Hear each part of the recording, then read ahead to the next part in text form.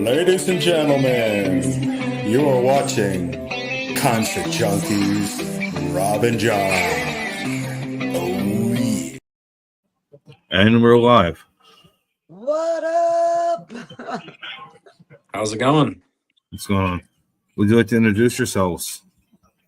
Allie, Take it away, Allie. Violet Vixen from A Pretty Little Podcast. I'm Kevin Raslog, drummer and poet the band, drummer in the Almas, owner of Olympus Talent Agency, and I think that's about it. Is there anything that you don't do? That's a very good question. I'd be hard pressed to say. So I just got to know everything. Like, what is going on? How are you preparing for the upcoming tour? Like, what is everybody else going on? What's the chaos? Tell us everything. It's literally chaos. There's so many fucking things that we're still working through. I put in some merch orders for different things earlier today. We're trying to figure out our set list because we have a bunch of new songs. We weren't really sure which ones we were gonna play. So yeah, it's always coming down to the final fucking, week, 2 weeks out. And you got to print up all those set lists because it's like a big trend around here that people ask for your set list. Yeah, that's definitely a big thing for sure. But I mean, printing out a set list doesn't take too long. For me, because I'm playing drums for 2 bands the entire tour, it's more important for me to know both set lists 100% inside and out. So. And is it correct that you guys are playing back to back? Like, we have to, otherwise I would have to load my drums, play, unload my drums, and then I would have to load my drums again and then play again. So every night it's back to back, but we're we're rotating. So like one night Almas might headline, so we'll go before them. Another night Poet might headline, Almas will go before them. Another night we're third or second, and then so on and so forth. Okay, so the drums will just stay where they are. I kind of love that. It saves a whole changeover because we're literally sharing. Frank, the guitar player, he's filling in for us, and then I'm filling in for them. So you're basically getting 2 bands worth of shit and only one load in and one load out. Speaking of that, did you see what happened to All American Rejects? No, I did not. Okay, so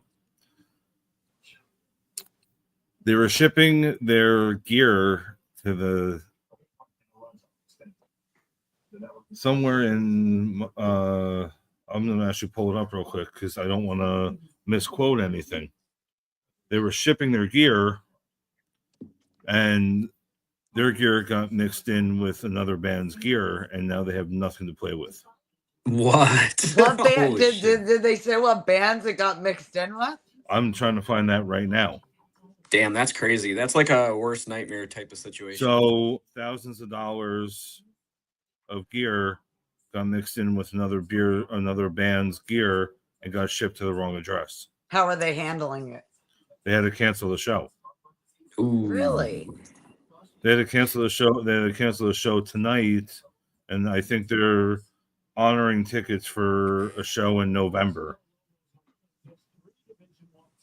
Yeah, I mean, if you're playing to a click with tracks and you lose that part of your setup, you're basically fucked. So we have redundancy. Like, if worst came to worst, I have everything on my phone. And we performed at 2 festivals. Literally, we had our whole live session, backtracks, click track, and everything running off my phone. So that was wild in and of itself. But no, I'm saying, what was that? If you don't have a gig stick and you have it on your phone, I mean, if you have it on your phone, you're pretty much saved. But right.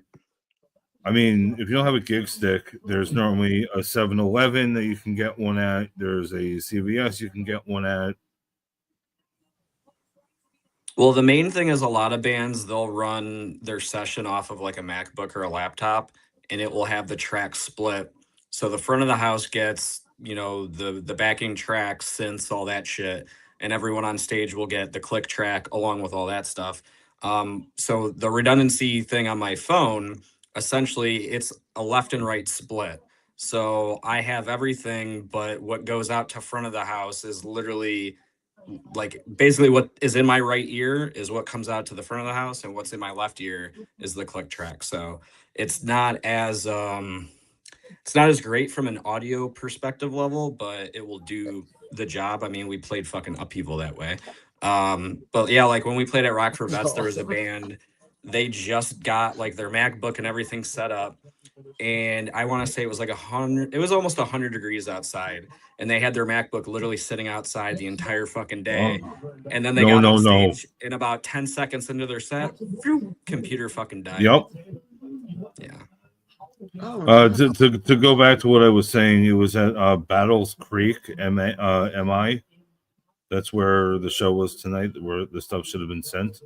Where in Battle Creek? Was it at the Music Factory? It didn't say. I'm reading what I reposted what they posted. What do you call it? Yeah, the company put mistaken shipped it across. I'm just gonna say this real quick. Like, they play house parties, and like, I'm gonna say I'm a little disappointed in them for the simple fact that they like come off like they can do anything spur of the moment. Because I follow their pages too. I didn't see that today, but I would expect them to still put on something tonight. They might still, but they have to go to a Guitar Center or borrow gear from somebody somewhere. I mean, yeah, I mean, it really boils down to what was lost. Like, if, for instance, I lost my whole drum kit, I'm basically shit out of luck. I mean, yeah, you are. I mean, they could have done an acoustic set, borrow anybody's acoustic, and micro, or get, what do you call it? What is that called? The box drum that you sit on. It's a cajon. I couldn't think of the name of it. I want one so badly, but I couldn't think of the name of it. Yeah, I've used mine quite a bit. I thought I was only going to use it for like one show. But I'm saying, there would be one thing if you were in like in the middle of the woods and everything, but that's like a pretty like populated area, and I feel like they have tons of music like places around there. There's tons of musicians around there. Battle Creek's kind of in the middle of BFE, to be completely honest. There ain't shit. Is it? Yeah. Okay. Oh, but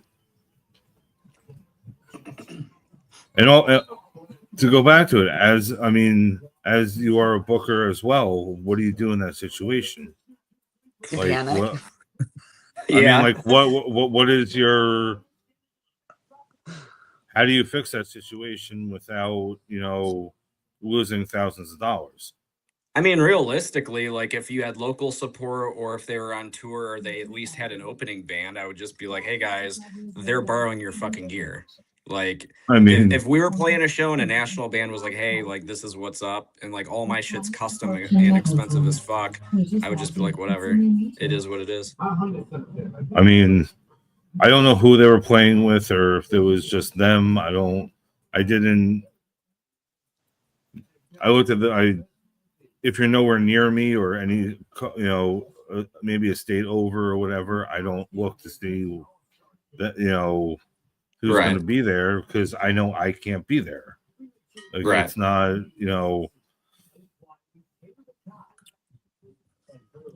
but all the time. Yeah, I saw that and I was like, whoa, somebody's getting fired real quick. Yeah, that logistics company fucked up big time. Yeah, they didn't say exactly who it was or whatever, but it just literally got released about 20 minutes ago. Damn.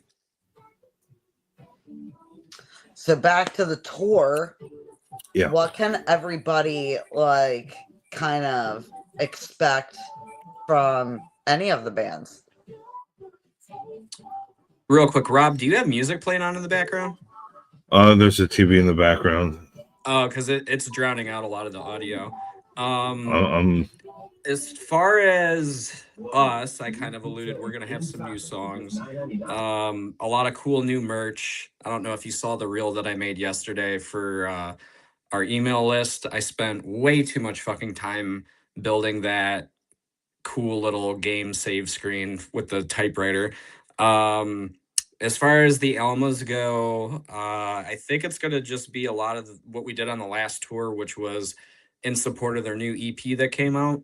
So if you haven't already heard it or seen it, I think half of those songs haven't even been released. So for most people, it's going to be new tunes from them. And then I know Major Moments released a couple singles already in the last 5-6 months since they toured last. So it's going to be a good time. I don't know what Ember's Rise has been doing lately. They're friends of ours, but like I don't recall their last release off the top of my head, so I'm unsure of that. But usually about 2 days in, you already know the other band's sets, inside and out. It comes together pretty quickly. So who else is on that? So the first leg of the tour is Poet, Major Moment, Almas. The second leg is just Almas and Poet. And then the third leg is Poet, Almas, and Ember's Rise.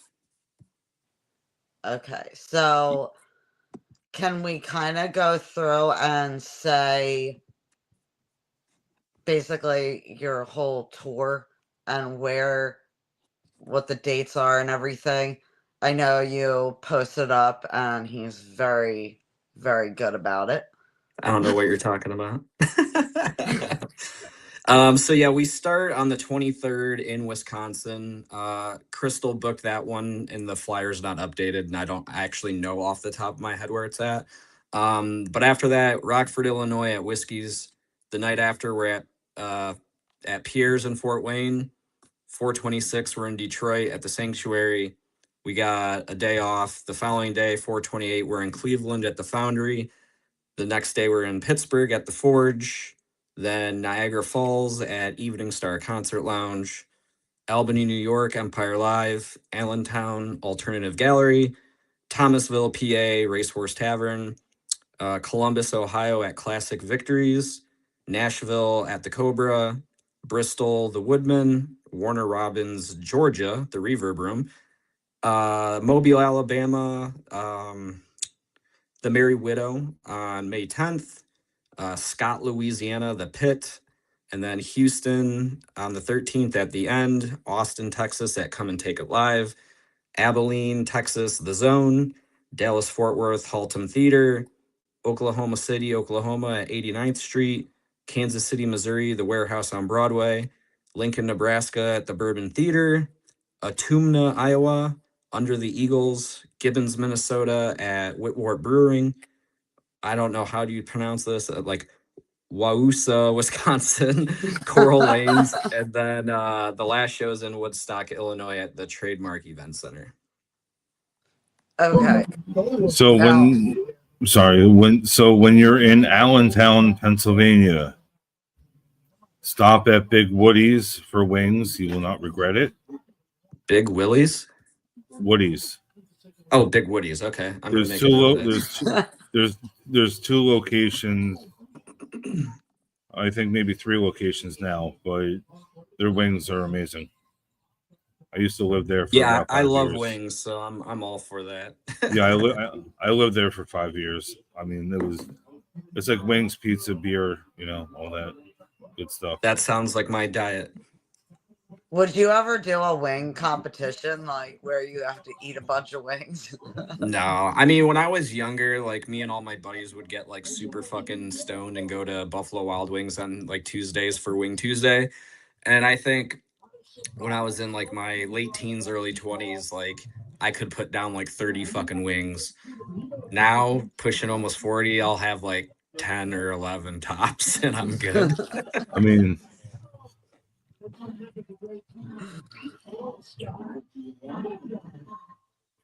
would you be in one, Rob? not per se wings, but something else, yes. I always say that I want to be in a cheesesteak eating competition just because I love cheesesteaks. Like hamburgers. I mean, yes, I do definitely. too, but damn, that sounds torturous. Like trying to consume massive amounts of cheesesteak. That feels like it'd be tough. Hamburger, yes. I could do that. Or maybe pizza. I don't know. I talked a lot of shit. I went to this place with my bestie and they had like, I think it was 22-inch like cheesesteaks or something, and they were like packed. I mean, this thing was like monstrous, and I talked so much shit. I was like, I'm gonna eat this. Like, Yeah. I've been prepping, blah blah blah. Like, we're gonna get this on video of me finishing this. Like, I was talking shit to people in there. Like, I got this. Like, I might be small, but I'm mighty. Like, I'm from Philly. I can pound down cheesesteak. Man, I still had like a quarter left. And for the shit I talk, like, I should have been able to just like get that down, but I thought I was gonna throw up. I mean,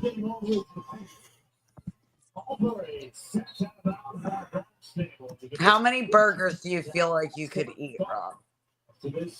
are we talking? If we're talking White Castle 30, not a problem. Oh, White Castle. If we're talking White Castle, I could probably do a case to myself. If we're talking about like maybe like a regular burger or maybe regular burger, if I had like an hour, maybe 10. Well, when we say a regular burger, like, are we talking like a Whopper Junior size, or are we talking like a Whopper? No, maybe a Whopper. You could eat 10 in an hour? Possibly. I feel like I could eat 10 in an hour. Or come 10 close. Whoppers in an hour? Yeah, Holy I feel fuck. like I could do it. In an hour? An hour's a long time. Dude, Yeah. 10 Whoppers. That's a lot of fucking food, man. I mean, but you got to realize that, what do you call it? I mean, I feel like it depends on who's making the Whopper. Because well, I'm just saying, like, from like a sometimes size perspective. Like, because sometimes I go and they're really good, and sometimes they like have way too much of one ingredient, and that would throw off the whole competition.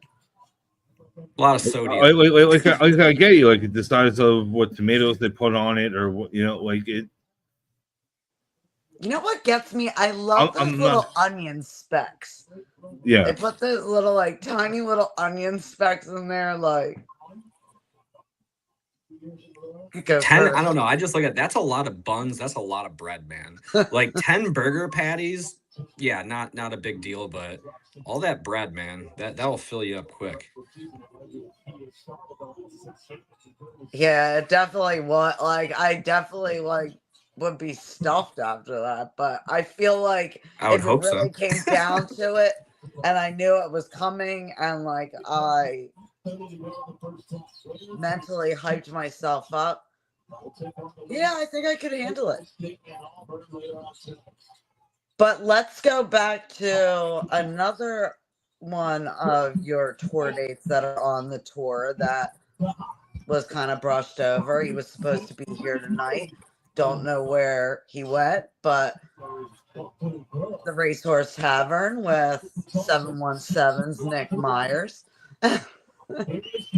Yeah, I'm stoked for that one. I've heard a lot of good things. I haven't worked with Nick in any capacity, whether it was with Poet or any of my other bands. So it's always cool when, you know, somebody's recommendation works out. So far, he's been great to work with, and I'm looking forward to the show. Who are you playing with on that one? Or is it the same people? I gotta look at who the locals are for that one. Give me a hot second. Well, wherever Nick is, hi Nick. He was with us and he was driving, and then he's in somewhere in Pennsylvania. I know that much. He was going to some show tonight, so we're working a show tonight. I don't know. He didn't get in 100% specifics on that one. Don't know who is playing tonight. Yeah, the flyer he originally sent me didn't have locals on it. I don't know if any have been added. Oh, you know what? I think it was on the event page. Give me a second. No problem. And any of the other locals, like for any of the other areas, like when you hit Allentown or like any of those, like any locals that people can kind of like look out for also that stand out to you? Oh yeah, Death in Paris is on the racehorse show. I Weren't they called something else, dinosaurs or something like I that? think they were called something else. I Yeah. did actually send them a message, but no response yet. So if you're Wait, listening, Dinosaurs in Paris changed their name to Death in Paris? I believe so, yeah. I think the name was changed a while back. Wow, I was wondering what happened to them. I actually have their t-shirt. They're fantastic. I was actually wondering what happened to them, and I guess that would be it. Yeah, I've known of them through just like randomly booking, and I think like their singer had hit me up and was like, "Hey, like I would love to do a tour with you guys," kind of thing. But much like yourself, they did a run with Fight from Within, and then I just kind of never heard much since then. So, yeah, no, I'm stoked to get to play with them. I've heard a lot of good things. Robert, is there any way we can turn down, because that is like really loud? I could just, I'm just going to mute myself, and when I'm not talking. Okay.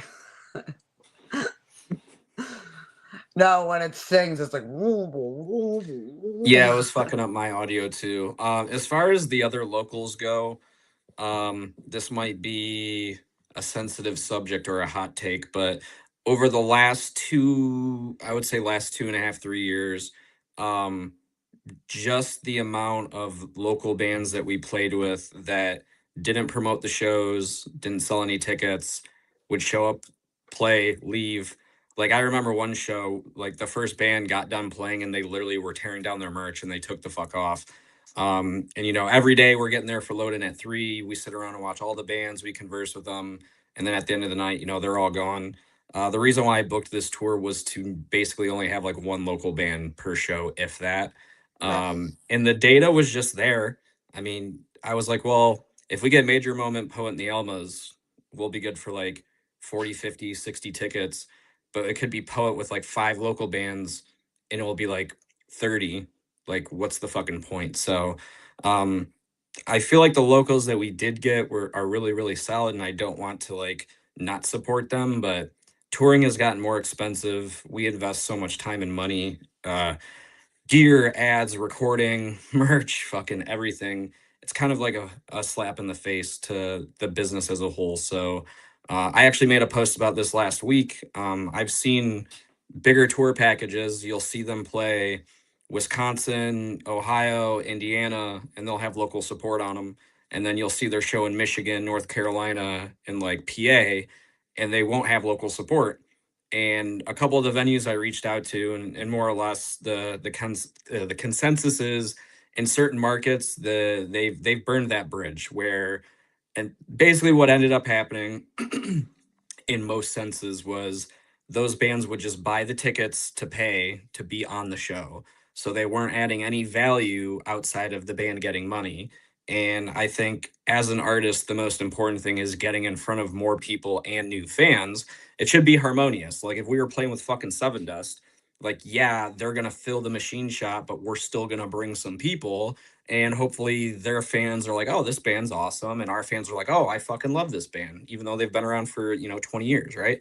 When it's more one-sided and you look at it from a business perspective, it's like, why add the unprofessionalism and the extra work when you can just get it done that way? So it's disappointing, but I'm seeing that trend growing. So if I was in a smaller band, I would really be focusing on trying to align yourself to not fall into that situation where your music scene or your area will just never have locals with like bigger bands. So it is an unfortunate reality though. So, what are you looking forward to the most with this tour? Is there a song that you're like super excited to play? I think more of it is I'm just really excited to get back out on the road and be playing for Poet, because last year I did, like 100 shows with the Elmas, and met a lot of cool people, played a lot of really cool venues, and we are returning to those. And now I get to play twice. So I just love playing shows. It's a lot of fun. It's a lot of hard work. It's mentally and physically draining, but whether there's 10 people or 500, it's always a really good time. And the people you meet along the way, I think, are probably, one of the most enjoyable experiences. I think we were in Denver and these two dudes knew the Alamos really, really well. And after loadout and everything, they're like, come to IHOP. And these motherfuckers just talked and talked and talked. I think it was about, we got there at midnight, and I think it was like 3:30 in the morning. And they're still just hanging out. I'm like, dude, I'm going to the bus and going to fucking sleep. I got to work in the morning. But no, it's just meeting a lot of really cool people and seeing cool places. And now let's get into a little bit with Olympus. And you have like a killer lineup. And how would I know that? I know that to everyone that's watching because I've had a lot of the people that you represent on my show, have got to know them. I can't even think of one person that I didn't like completely enjoy talking to. These are wonderful human beings. I mean, just the stories and their mindset going into everything. Tell us all about it. Well, I think one of the overarching traits that you'll notice is that pretty much all the bands that we work with are really, really dedicated individuals. Some of them, when you start, it's like we lay out the expectations. Like you see how relentless we are with posting on social media, right? So like I've had bands, I'll use the Harbor Divide as an example. I've known them for probably 10 years at this point. And I was like, guys, like your music's good, your music videos are top notch, your graphics and everything are pro as shit, but like you're posting like twice a month, 3 times a week here and there kind of thing. And I was like, your engagement's not that good. Like we really have to get that up before we can like seriously consider, booking like actual shit. And they were all about it. They're like, yeah, show us the way, like let's fucking do it.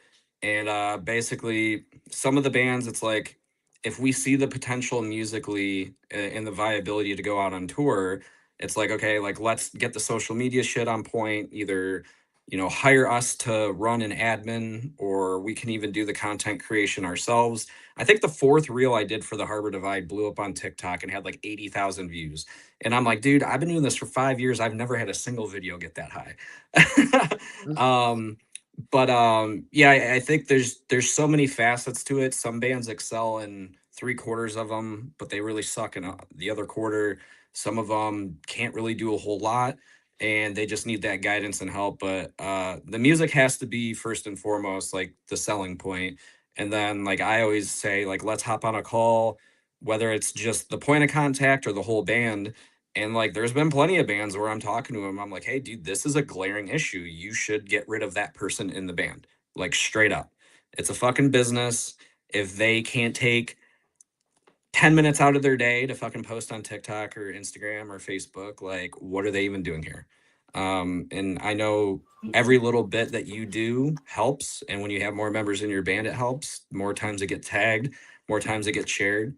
And some of those members just have a defeatist attitude, but it is a team effort, and you got to have everybody on board. And that's one of the things I pride with the bands that I work with. Like one of the bands, they had a member where he was a more old school guy and he didn't really want to deal with the social media shit.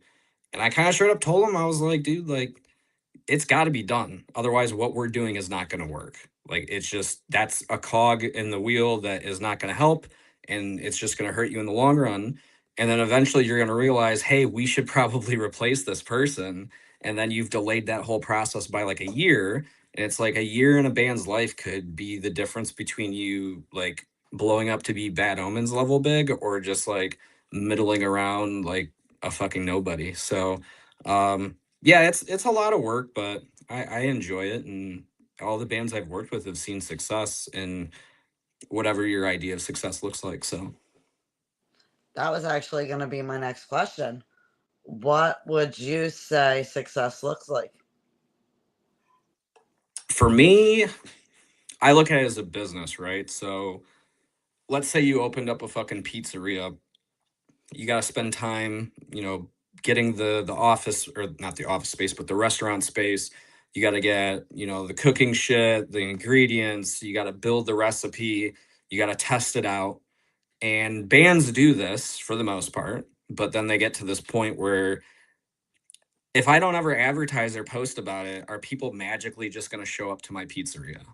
No, that's not how it fucking works nowadays. Yeah, you might get that random person that drives by, sees your sign. Well, if you don't have a sign, good luck, right? I think a lot of it is like bands just get many bands, especially like older people in our generation, that I don't want to do the TikTok shit, or there's just little aspects of it that it's not a You learned see that thing. more with the boomers. What's I that? hate to say this, but like my parents are in the boomer like category, and like I know that neither of them ever want to like touch a computer. My mom like gets mad at kiosks, and I'm like, Mom, like we're just ordering Taco Bell. Like it's okay. Like you just So press what's what you want. funny, what's funny with that is it's not age dependent. I had a band of kids that were like 18 and 19. And I was like, dude, your guys' social media is fucking garbage. They're like, well, what's the fucking point? They're like, we don't want to do social media. And I'm like, free advertising? You don't want to do that? And I straight up told them, I was like, thanks, but I'm not interested. Like, this is not going to work if you guys aren't willing to play ball.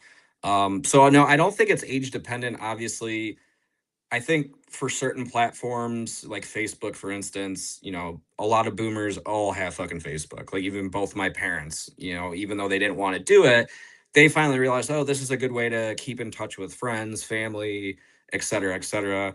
You've got, you've got different age groups and demographics that some are into Snapchat, some are into Threads, some are into Reddit, some are into this. So when I talk to bands, they're like, well, our Instagram kicks ass. And I'm like, so why don't you just post it on Facebook anyways? Because you were going to post it on Instagram. Well, it's not going to matter. Nobody cares. And I'm like, You if you have never to fucking post post on it, everything. yeah, if you never post it there, how are you gonna get anybody to care? So I mean, I know for a fucking fact there are people from 18 to 27 that go to DWP festivals, that go to Shiprocked, that exclusively find bands on Facebook. And you can say the same thing for Instagram and TikTok and Threads. So it's like you either do it all or just close the business and fucking do something else, play tiddlywinks. But like this is not your thing if that's not what you're wanting to do. I found you on Facebook. I've found tons of people on Facebook. No, Like I go to Facebook first. Mm-hmm. I mean, it's not 100% the numbers game. I mean, it is a numbers game, but I'm saying I go to Facebook first.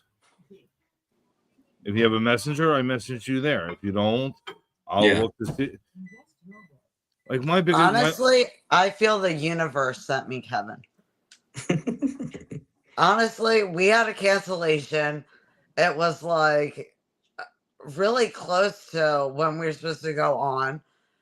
My co-host at the time, like, kind of put out a thing, and honestly, I don't know about you, but I think the relationship's been great ever since. No, and like even when I did the interview with you, like we have a group chat with all of our agents, and I was like, hey dudes, like let's help fill up her fucking schedule. We all have 5 or 6 bands. Like this is good PR for them. This is great for Allie and what she's doing. Consistent content is the key. Like for you, you don't want to take 2 months off and not have interviews, because then you'll either have to cram or it's just a really inconsistent schedule, and people are prone to like, oh, every Friday Allie goes live at blah blah blah blah blah, I'm gonna tune in. If you never create and foster that environment, you're never gonna get there. And that's like one of the largest fucking problems. And like I get it too. Like we've talked about, hey, Poet's gonna do TikTok lives every Sunday, we're gonna do a Patreon live every Wednesday, whatever. I did lives every day a tour when I was out with the Elmas on the Poet account because I was out on tour, so I could. Since I've been back, we haven't fucking done any of that. But I think that's like drilling down to like the really deep levels of like the dedication where bands fail at step one. Like they just don't do it ever. And if you don't ever do it ever, I mean, that'd be like me never practicing drums. I would fucking suck. I spend hours and hours a week practicing so I can be as good as I can be. I try to go really good after this tour. Yeah. Back to what you're saying. I try to go live every Wednesday. Mm-hmm. I mean, there's going to be some Wednesdays I don't have any guests, but right. You see, I post every day on every social media. If you're Yep. following me on TikTok, you're following me on Facebook, I post every couple hours. I mean, if not, I schedule it to go off because I'll be at work, but I still have footage from Dingbats from last Thursday that I still want to share out. It was, what do you call it? It was Alex, Stitched Up Heart, and Reality Suit. I got, what do you call it? Photo.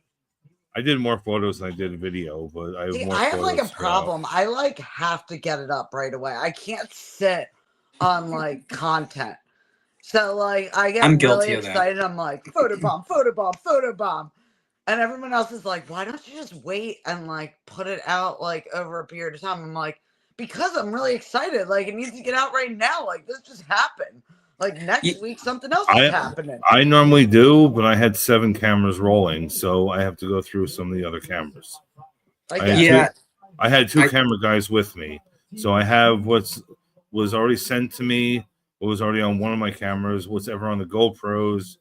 I don't know what's on there, so I'm trying to space it out. And to be honest, there are some days I don't want to be in front of a camera, so I have to go. I don't have backlog, so I'm trying to go through what I have and put a fancy photo. I mean, like a recap of April or recap of. I don't have another show until March. 2 shows are in March. I'm not March, April. May. I was gonna say we just turned into April, bro. I'm all over the place, but I'm saying I don't have any shows, or I don't think I have any booking. I mean, any interviews for the next couple of weeks. I didn't schedule anything yet. Yeah, Allie, I'm much in the same, like the reel I did, literally I finished testing that typewriter thing and I immediately grabbed my tripod and I was like, I have to get a fucking post up today. This is gonna be the post. I want to get it done and over with. I think getting artists to get in that mindset is the hardest and trickiest part because they go, well, what's good content? I'm like, dude, everything you fucking do in the band could be content. Like you mopping the floors at your shop, like you reskinning your drum kit, you fucking pulling the pubic hairs out of your mic, whatever it is in the band, that can be fucking content. And we were at a point for about a year straight, we were posting between 3 and 7 times a day. And that was to build the consistency. Over the last couple months, we've been posting maybe once every 2 or 3 days, maybe twice a day, like here and there, because we realized that we got to a point where our engagement was always the same, regardless if we posted 5 times a day or 1 time a day. And like, that's kind of like one of the first steps to get to. And some bands can have it in 6 months. Some can take a year. Some can take a year and a half. Now, do you draft a lot? Draft as in like drawing? No, draft as in like on TikTok. What do you mean? Like, do you save a lot to your drafts? Like TikTok always yells at me. Like, no, you make a video and you save it, and then it goes into your draft file. And then when you're ready to post the shit, you post the shit. I've never had anything in my drafts once ever. So like primarily, like if we have certain things planned, like I just got a brand new MacBook, so like this has been a godsend for me for, you know, editing video and content creation. I've been doing everything on my phone for 3 years. So it was basically download the shit from Google Drive, edit it, and then go into ChatGPT or a notepad and be like, okay, here's the captions, here's the hashtag. It's like a whole new world for you, huh? Well, it's just made it like So at one point I was posting on 8 different platform or 8 accounts on every platform every day. And I was doing that all on my phone, and I've got it down to where I can post on Facebook, Instagram, Threads, YouTube Shorts, TikTok for one account in about 20 or 30 minutes. So I was doing that 7 times a day. The ability for me to edit the shit with a MacBook as opposed to doing it on my phone and constantly running out of space is increased at like tenfold. So it just makes it a hell of a lot easier for me. And I could be more precise with my edits too. Like you can only do so much on the phone, or on the computer you can like drill down and be more accurate. So I think a lot of those things Rob don't the TV, necessarily I don't think those things necessarily are a make or break, because like we've seen potato quality videos go viral, right? But there does come a point where like if you're, instead of posting 6 times a day, you're tapering it down to 1 or 2, those 1 or 2 should probably be edited a little bit better and, you know, look a little bit more professional, just because your value of content has diminished, and like that's the most important currency to your fans is you posting so they can see shit, right? So there's a little finesse with that. But yeah, no, getting this new computer's been great. I'm so impressed that you have never drafted anything. Like, that's so impressive with how much you post. Like, sometimes, like, I need those drafts. Like, I need those backups, because when I'm having a day when I'm like, yeah, I just don't feel like going on, like, I do that. I have been slacking on Thank you. TikTok, though. I have days like that all the time. Yeah, I need to get back into TikTok. Like, I was really keeping up on it.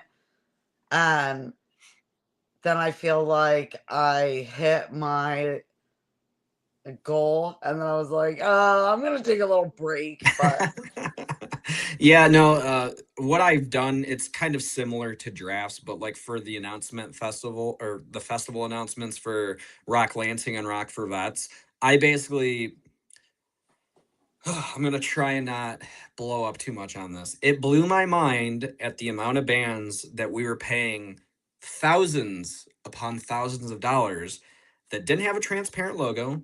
They didn't have any music videos, like high quality downloads that I could download to splice together. I was forced to go to fucking YouTube and figure out the way to download them off YouTube, right? And each festival, I think, has 13 plus bands. So we're talking, you know, fucking almost 30 bands worth of video announcements that I have to do.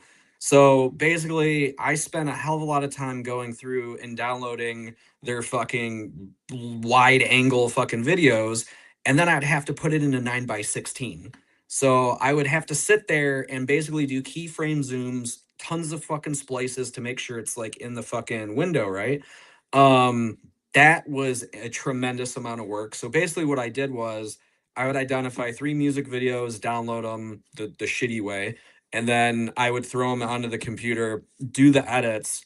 And because there were so many of them, my phone was getting maxed out on space. So I would get the full edit done, and then I threw it into my Google Drive, deleted all the shit off my phone. And then when the announcement day would come, I would go into the Google Drive, download the video file, post it everywhere, delete it off my phone, rinse and repeat, rinse and repeat. But yeah, every festival that I'm booking for and doing the talent buying, we wanted to dedicate 3 posts a week to each band.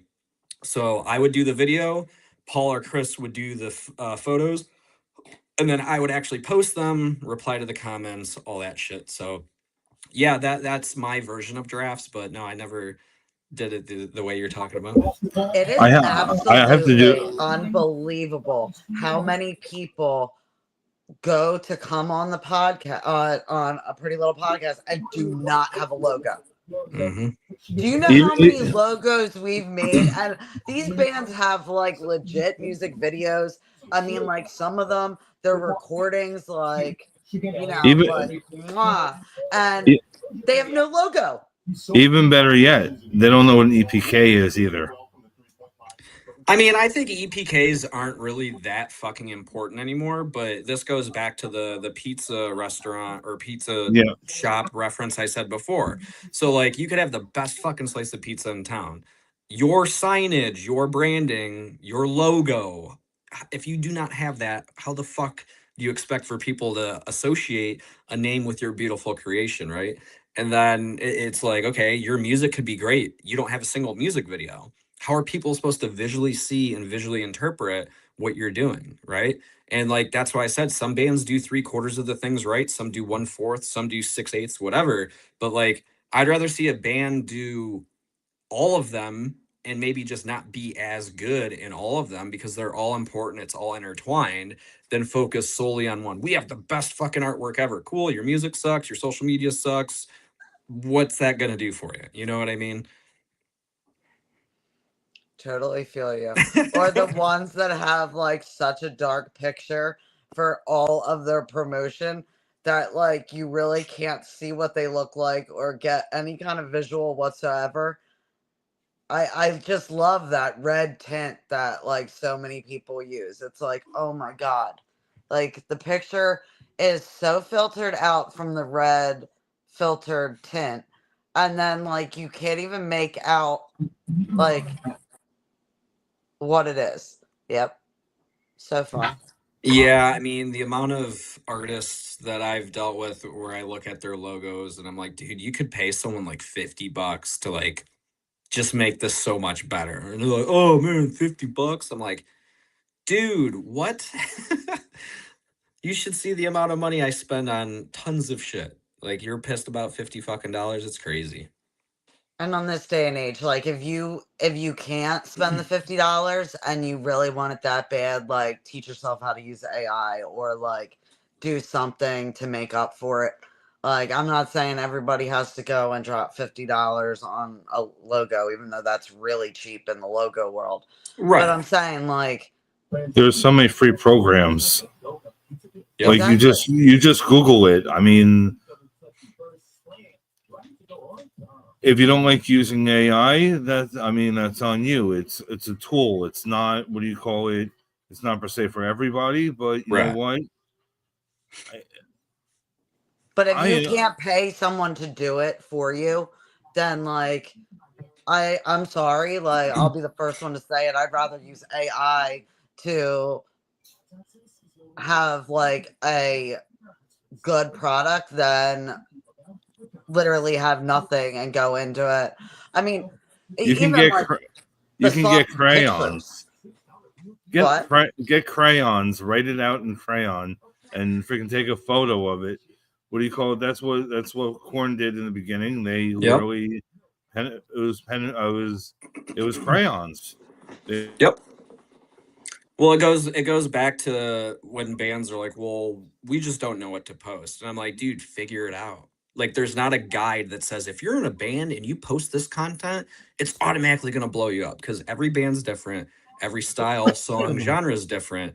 But if you just simply don't post, you're literally hurting yourself more than just posting shitty ass content because you're going to realize really quick, like you'll watch back and be like, oh, I fucked that up. Maybe I could have done this better. Like anybody that's in the artistic space, like I will go and rewatch videos of live shows. And if there's spots, I'll be like, am I playing this right? Am I looking good? Is, whatever. Like it's like any athlete, like these fucking people that play in the NHL, you think they just wake up and they go, oh, I'm going to go to the rink and play. Like they fucking practice all the time. Right. And it's no different from basically bands are not just, hey, let's go have fun and dick around. It's a fucking business. It's trial and error on everything in your damn life. Yep. So there's plenty of times I've posted something and I'm like, that might be cringe, but whatever. I'm not going to pull it down. It is what it is. Oh, it gets 1 like, 2 likes, whatever. I never look back. Like I post it might be cringe, but honestly, the cringe things usually pop off on one of the social medias. So, you know what? Yeah, I don't post with regret. Like, I don't go back and look. I don't want to hear the comments. Like, I'll like ask Dennis for like an overall like review of the comments, but I don't want to know. Like, if somebody thinks that something about my face is fucked up, like I can't fix that.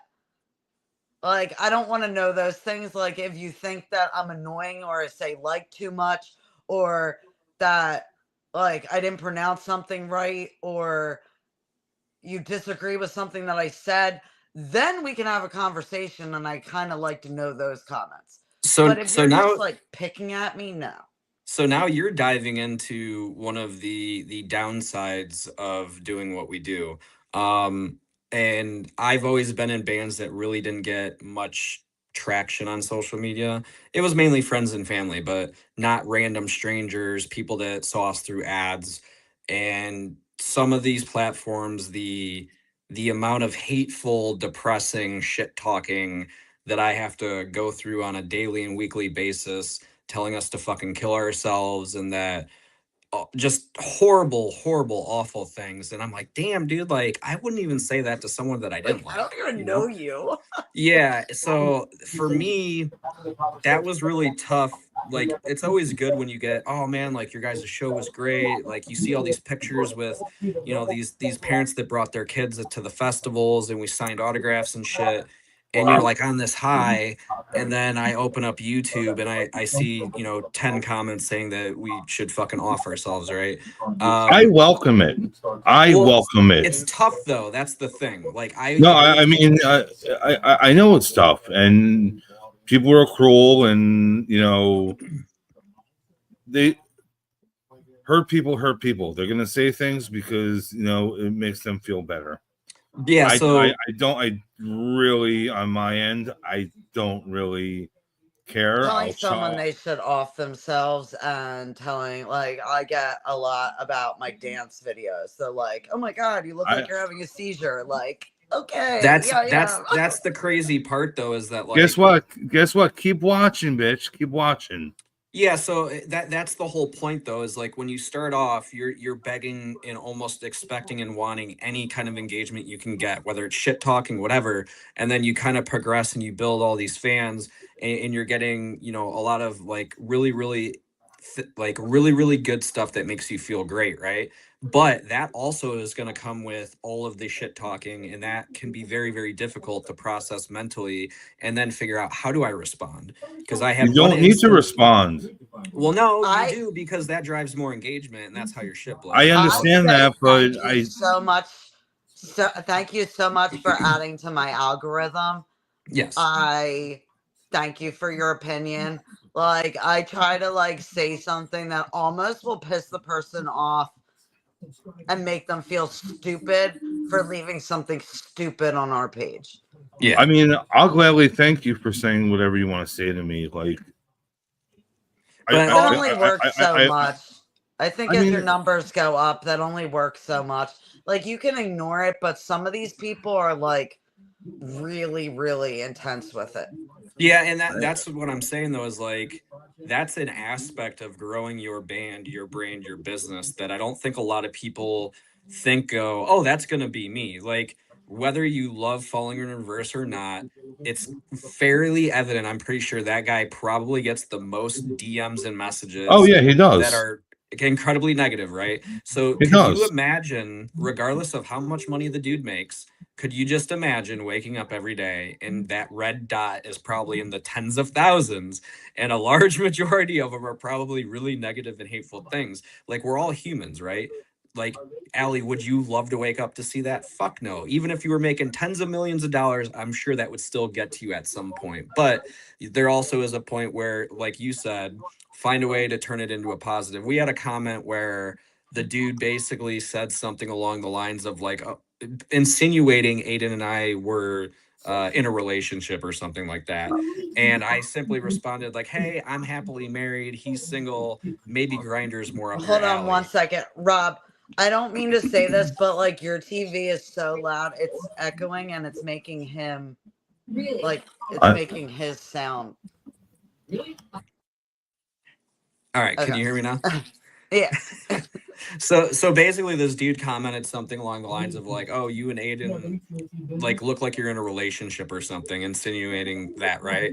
And I simply commented like, hey, I'm happily married. I was like, he's single, maybe Grindr's more up your alley. And this dude fucking lost his shit, made like 30 other comments. He's like, I'm reporting you, you're homophobes, all this shit. And I was like, you were the one that brought it up, dude. I just had a cheeky response to it. Like, don't get fucking butthurt about that.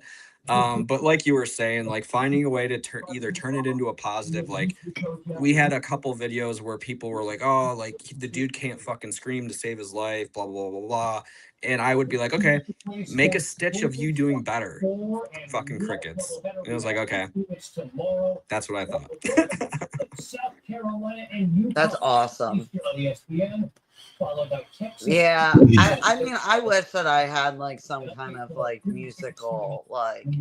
Following this game, Uriah Ted dialed in from New Mexico. But yeah, I know it does get tough. I mean, everybody's asked me like, why don't you do those get ready with me videos, or like where you get changed?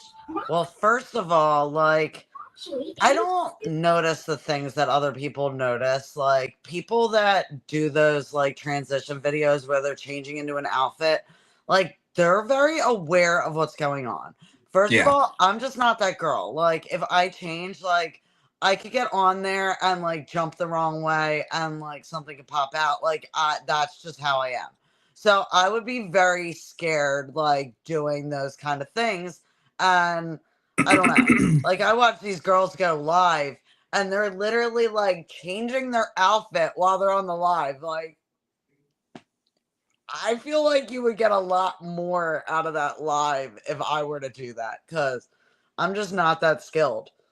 Yeah, I mean there's certain things that like you either are on board with it or you're not. The get ready with me thing, I guess, is a good example. Like if it's not like egregiously cringy or just like over sexualizing yourself, like you might do something that's different than the normal pattern and that could blow up and become a trend, right?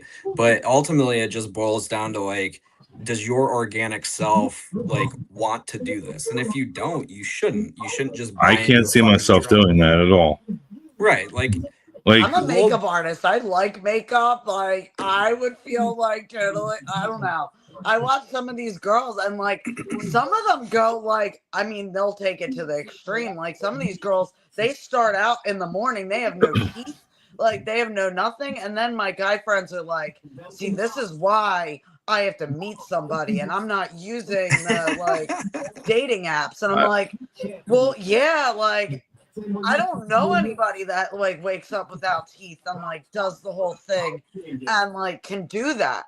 Like power to them for being able to transition like that, because I don't know. Yeah. But I don't know. Like I'm cool with my natural self and like I'm confident and all, but I don't know if I really want to put out there and like get ready with me video all of my flaws that like I feel are flaws. Right. No, and that's perfectly reasonable. Like we'll see stuff that's like trending, whether it's Facebook, Instagram, or TikTok, and like there's been plenty of times where I'm like, nah, that's not it. But one of the ones that I noticed, it was a decently sized bigger band, but not like a huge band. And all they did was they posted a picture of a map and they circled Nashville or some shit. And it had, 30, 40,000 views, like 10,000 likes, 1,000 comments. And I was like, well, we're doing a fucking tour coming up. And I was like, why don't I just do that same thing and just, change some of the context of the post, right? I fucking posted that on our page. It hit 20K in 24 hours. I posted it on Major Moment, Lives Lost, Icarus, or not Icarus, The Harbor Divide, and like 2 other bands' pages. Across the board, all of them did well over like 15K. The Harbor Divide one, I think, hit like 80 or some shit, right?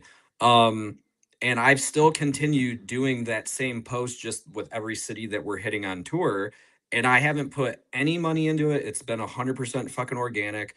Our Rockford, Illinois show, we sold 20 tickets off that post. It had fucking 17,000 views. So there are times when you can take something that's working and incorporate it into what you're doing. You don't need to reinvent the wheel, right?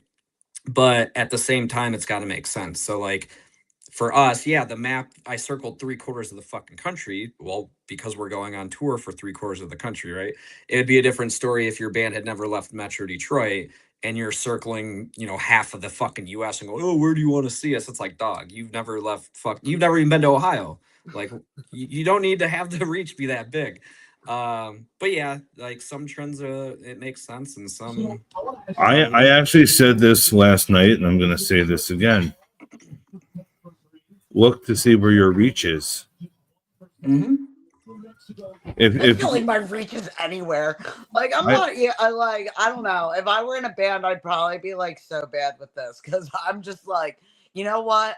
Like I want to touch everybody, even that like person that's like in Alaska, that's like out on a fishing boat, like trying to like. Well, no, and you still can, and like we do the same thing. Like when we were looking at some of our numbers from the last album, we had a bunch of streams in Sweden and like over in parts of the world. I did not anticipate that happening, but having the data helps you make informed decisions. So like we looked at all the numbers and it was clear as day. Michigan and Tennessee, since those are both of our home bases, had the highest listening, highest pre-sales, highest streams. So for us, like when I'm booking a tour and they're like, "Oh, like how much is your guarantee?" I'm like, "We don't even bother. We already know we're going to sell enough tickets to where it's going to pay more than what the guarantee I would ask you for," right? Using those analytics and that data helps you make good ads, and your ads convert better and target your audiences better. So if you're neglecting that stuff, I mean, you're effectively hurting your band, your brand, and your business all at the same time.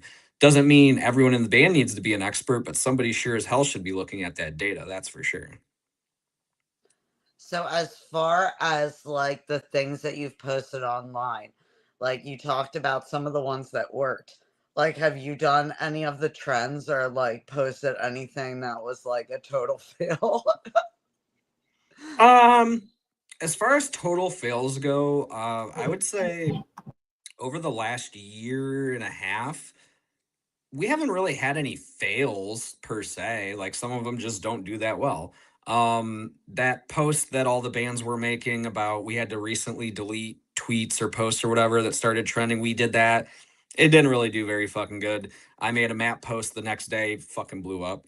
I think one of the biggest things for a lot of people to wrap their head around, and I'm guilty of it, was I would sit there and I would open it and I'd be like, "Oh, there's no new likes. This fucking sucks." An hour later, I'd open it up again. "Oh, there's no fucking Oh no, comments." no, And no, you I, can't do that. I If would, you watch yeah, it, it will I would never get go inside up. my head. Well, the trick though is when you start getting comments, if you respond in relatively real time, that's how you foster that relationship building with your fans, new fans, whatever. So it's really a delicate balance. So for me, it was just once we started getting results, it was way easier for me to just be like, okay, every hour, 2 hours, pop in, just check shit, respond, like it, heart it, whatever. Don't get into that fucking like, oh my God. It'd be like if you were texting, someone you had a crush on and you're sitting there refreshing, hitting F5, like they didn't respond, they didn't respond. Like, just let it fucking be. If you start getting results, then start being proactive and more active on it. But if you're not getting any action, like don't fucking wreck your brain over it and stress yourself out. Go, what can I make that will do better? Maybe I need to shoot something differently. Maybe I need to edit it differently. Maybe the music sucks. Maybe uh our branding isn't good. Like look into that. It's just because you post doesn't mean you're guaranteed anything. There's other aspects that go into it. And I think that's just something we live in a generation where it's like they need instant gratification instead of working at it. Like working in IT for as long as I would have people that would be like, "Oh, my computer doesn't fucking work." And after 10 minutes of working with them, it'd be like, "Well, your OST file for Outlook is corrupted. We just have to rebuild it. It takes 30 seconds." And I'll show them how to do it. And then like a month later, "Kevin, I need you to come down here. The OST thing's fucked up again." And I'm like, just do what I I'm showed you. that person. I'm just gonna say it now. Like I am that person. Like they know me at like the tech place, like around the corner. Like Well, I'm just like, oh my God, can you just make this work how I need it to work? well, And they're so the like, what thing do you for need? me is when I'll have end users where they're like, "Hey, it's our monthly call." And I'm like, "I've shown you how to do this 6 or 7 times. And what if you were to miss a deadline for your boss because this wasn't done?" And you can't blame IT about it. You can try and blame Microsoft, but they're not going to take any fucking initiative there. I look at it as we're adults. It's 2026. You can Google it. You can chat GPT it. It's been a known fucking thing. You're just inherently fucking lazy. I do try to go about it, but like sometimes like my brain just does not understand what it's telling. And I feel like it always shows me one screen. Like I'll go into how to do something. It'll show me one screen, and I have the one computer that's like that like doesn't have the same screen. And I'll be sitting there like it says all the way on the right, and like that button's not there, and like do I press this button? Yeah, I'm like one of those nightmare like people on the computer. And power to Dennis because he deals with me all the time. I mean, it used to be like a joke before we would hop on the podcast because he'd be like, okay, who's having the problem tonight? Like, Right. what's going on? Well, like every organization I've worked with, like, you know, when I worked at Stellantis, they were primarily an HP company. When I was at Hitachi, they were on Dell. When I was at Epson, they were on Lenovo. And each company has like their image that they build for it. And like there will be certain goofy quirks, you know, like some of them will just have this problem with fast boot, putting the computer to fucking sleep, and your runtime hits like 100 days, right? So what I did at every organization is I made 1 point lessons. There were literally just one page, step 1, step 2 with screenshots. And I would deploy that to all the computers on the network. It would make a folder on their desktop, and it would be like tips and tricks, 1 point lessons. And I would show these people. And there were some people, I had this one lady in finance. She had to have been in like her late 70s, the most computer literate person on the planet. And I would always come down there all the time. And she'd be like, oh, Kevin, I'm having the issue again. And I subtly was like, hey, see this folder on your desktop? There's instructions in here and I'm going to show you. So if you're ever in a bind, you can go here and fix it yourself. And she was like, oh my God, I can't believe you did that. And then like, I didn't hear from her for 3 months. I looked up an active directory. I'm like, did she get fired? You know, is she still with the company? Sure enough, she was still there. So I walked down. I was like, hey, you know, I haven't heard from you. All of your 1 point lessons have saved my life. I've been so much more productive. And like this person literally I'm could so like happy barely that type. went in a good direction because you said that she was 70 and then you said that she didn't answer. And I was like, oh my God, did she pass away? Like, oh my God. No. No, that's great. But like those are the wins, right? I would have kids that were in their 20s, and it's weird. The younger generation, from what I can tell, does not have computers. It's fucking tablets and smartphones. And like I've literally had kids that don't know how to type. Like they cannot type to log into a computer. And I know for a fact almost every company I've worked at in the last 15 years, on the job application, it literally says you must be able to type like a certain amount of words per minute or whatever. And I had this one knucklehead who was like, can you just install voice recognition software on my computer so I don't have to type, I can just talk to it? And I'm just like, dog, how fucking lazy can you be? Like, learn how to type. It's not difficult. That was a fucking course I had to take in middle school, was typing. Speaking of that, Honestly, do you I remember was. the Mario typing game? Mm-mm. Right. Oh, what's your No. typing game? There was.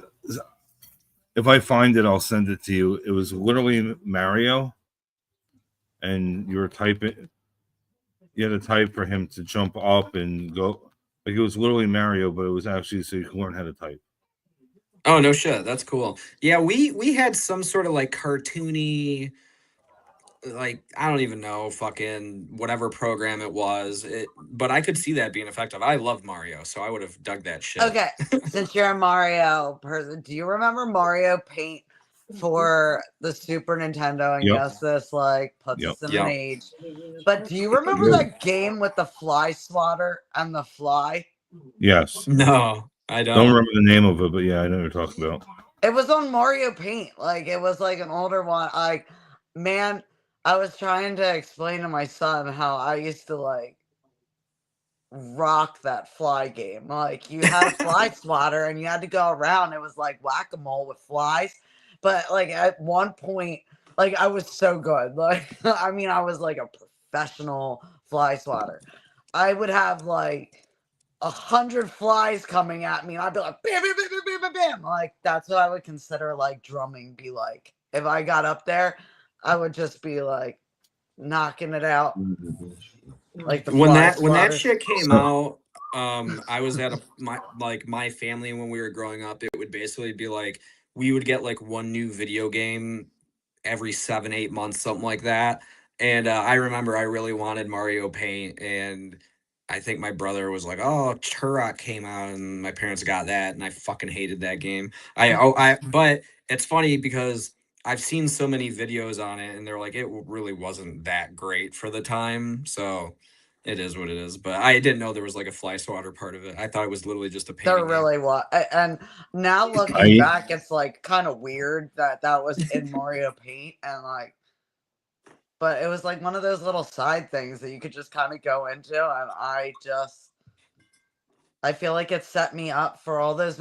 I call them machines at the bars that like take your money and they give you like stupid games. I call them the pigs.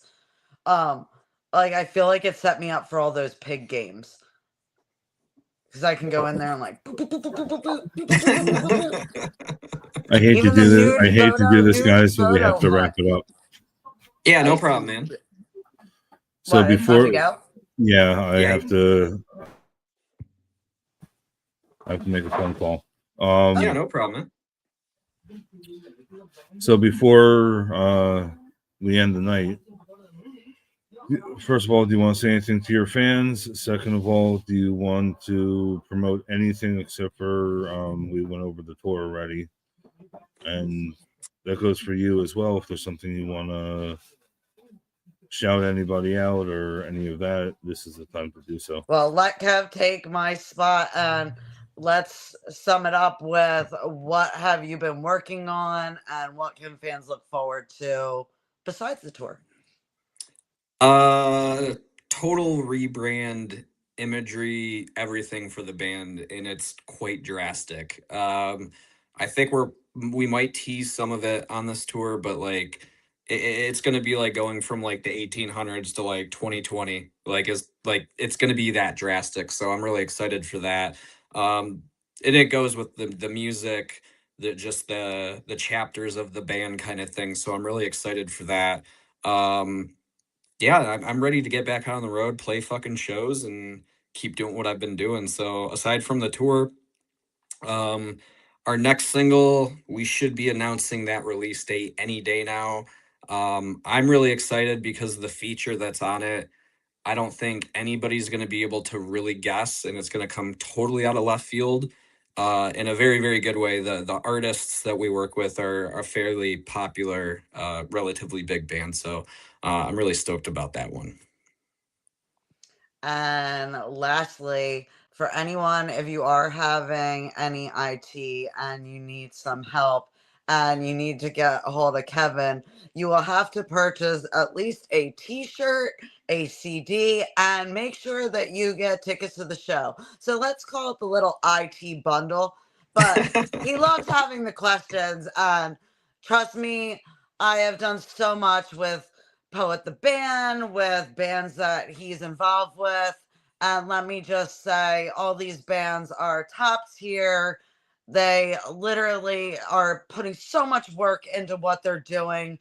And go under, follow his band, follow the other bands, follow Concert Junkies, and make sure you subscribe to both Concert Junkies and A Pretty Little Podcast. And to everybody else, happy Easter. And happy Passover, everybody. I want to thank you both for coming. And this is live on Facebook, YouTube, Twitch. It's just Concert Rob. And yeah, that's about it. I will hopefully see people next week or the week after. Just stay tuned. And if you're not subscribed, please do so. Smash that button. Smash it. All right, see you guys. Thanks for having me. Bye.